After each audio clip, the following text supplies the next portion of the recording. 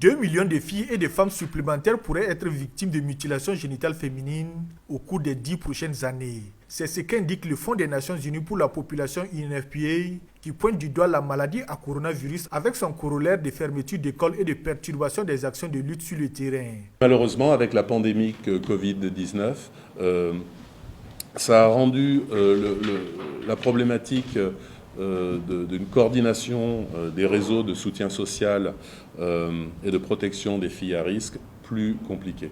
Et donc, il faut qu'on trouve des stratégies alternatives nous permettant donc de pouvoir aller de l'avant avec ces stratégies de communication et autres dans le contexte du Covid. Pourtant, l'ambition de la communauté internationale était de parvenir à l'élimination des mutilations génitales féminines d'ici à 2030. Et les efforts fournis par différents acteurs avaient déjà conduit à des résultats probants. On peut noter aussi une baisse de la prévalence liée à l'excision sur les enfants âgés de 0 à 14 ans qui passent de 13% en 2010 à 11% en 2015. Il y a une étude qui est en cours, l'EDS 2020, qui pourra nous donner aussi des chiffres plus récents. Au niveau de la législation au niveau national, il y a maintenant l'application d'une loi contre les mutilations génitales féminines qui réprime les auteurs et les complices. Cette pratique traditionnelle néfaste qui porte atteinte aux droits humains de la femme persiste malgré les efforts consentis. Elle est d'ailleurs considérée par la plupart des sociétés africaines comme une norme sociale. Une famille qui excise sa fille pense qu'elle doit le faire pour être en conformité avec les attentes sociales. Lesquelles attentes sociales ont prévu justement un certain nombre de règles, de normes pour régir le fonctionnement social.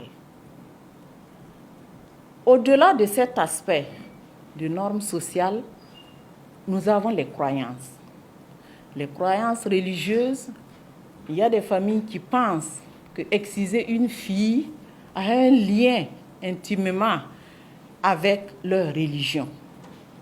Il y a d'autres croyances, et mythes notamment, qui font penser que exciser une femme, exciser une fille, c'est favoriser une bonne fécondité et c'est aussi lui permettre d'être plus hygiénique.